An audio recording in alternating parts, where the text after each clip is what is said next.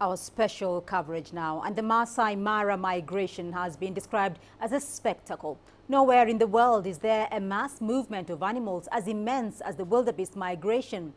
Every year, millions of animals move from the Serengeti National Park in Tanzania to the greener pastures of the Maasai Mara National Reserve here in Kenya. This year, yet again, we roll out our special coverage, providing you with the front seat row to experience this journey. Our team is on the ground in the Maasai Mara as we speak. Here, CCTV Sonny Methu with the latest. Sonny, what do you have in store for us today?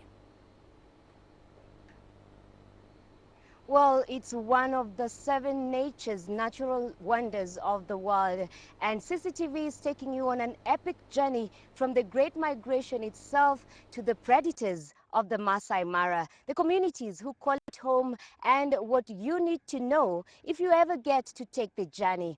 Uche Okoronkwo will tell us a little bit more about the migration.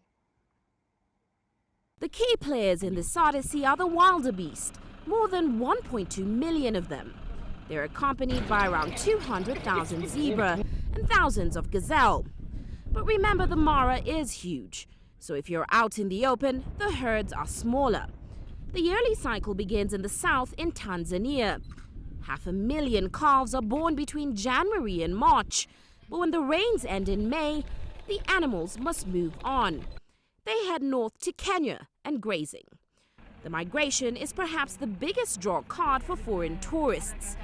But the Maasai Mara is also home to other animals and communities that depend on it for their survival. As we travel to the Mara this week, we'll bring you all the animals, all the drama, and all in a setting that's truly something special. Uche Okoronkwo in the Maasai Mara, Kenya.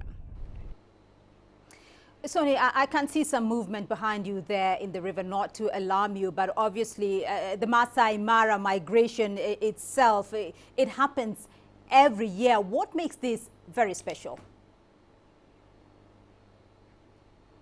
Well, this is the famous Mara River, and what you don't see or what you can't tell from where you are, Beatrice, is the smell that's coming from the river. Just now, a few buffaloes had a fight and one lost and it died, and the crocodiles are feasting on it. And this is what this herds, especially the wildebeest, the zebras and the gazelles, that they have to face this while crossing the rivers. The Mara will have these herds for a few months as they cross from what is behind me now is the Mara Triangle. They'll come from the Serengeti, and these are the first few herds we'll start to see from this week. Between January to October, it's an amazing time to be in this side of the Mara, to see the wider Serengeti and the movement from the Serengeti ecosystem into the Mara ecosystem. What makes this spot special is that however much trouble these herds will go throughout this journey, this is one of the most dangerous spots they have to cross.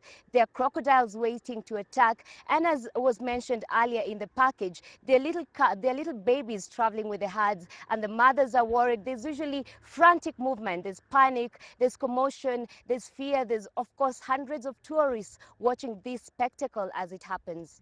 Well, so if you can just tell us a little bit more about the migration itself. What makes this Mara migration very special and very unique? Well, the herds are purely guided by rainfall, and it's just as predictable as the rainfall can be or as the weather can be, and they basically move around in a circle or a clockwise motion. As I say, this is the Mara Triangle behind me, which is connected to the Serengeti National Park, and they come towards here because just recently around April we had heavy rains in April and May, so they can sense or they know about the green pastures or the greener pastures that are present on this side of the ecosystem. So they come through the Mara ecosystem and they stay here from July, August, September, and towards October they start to head back towards Tanzania. They will start further down in the Serengeti National Park, the southern part of the Serengeti National Park. This is because during November there will be short rainfalls and the grass will be much greener on that side. So they will head to the southern part of the Serengeti, then they will start coming up towards the northwest part of the Serengeti and even closer to Kenya around January and February. This is where most of the calving happens. They get their babies and then they start moving again closer to Kenya towards April. They will cross another river known as Grumeti in Tanzania, which is also dangerous. It's got crocodiles in them and they're waiting as well, just as these ones are. However, the river there is made up of pools, unlike this river, which is just one long straight line, which gives a great view of the migration as it happens. And as soon as they get to the Grumeti, they will gather in bigger crowds because they feel safer in numbers probably, and they will cross, and then we'll see them here again around July and June, towards the end of June and July, because again April will have some rains, and by July this side will be green again and ready for the guests. You have mentioned those, Soni, about the migration of the wildebeest, but what about the other animals of the migration? Because you did mention earlier on about some hippos that had just lost a fight behind you there. What about the other animals in the migration? Well, the main animals that travel from the Serengeti to the Mara ecosystem would be, of course, the wildebeest in their large numbers, about 1.2 million of them. There's about 500,000 zebras that accompany them, and there's some antelopes, eland, there's some gazelles as well, Thompson gazelle to be specific, and they will cross along, and along all this journey, there's also predators following them around, most notably the lion, the hyena, the cheetah, and so on. But again, they have to cross through this where the crocodiles as predators are waiting. And Beatrice, is worth mentioning, throughout the journey, they will meet, they will mate, and then again get their babies and travel all over again each year. And there are some very dramatic moments that play out there on the river and during the migration itself there. So tell us about that. It's frantic.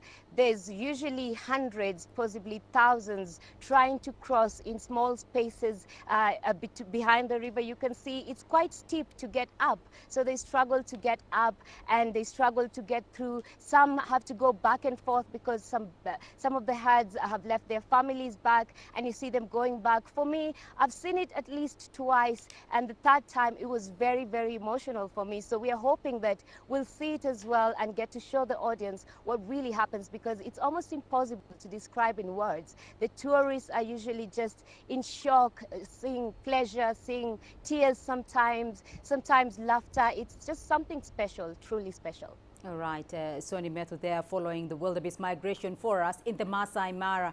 Thank you very much for your special coverage, and that will continue throughout the week.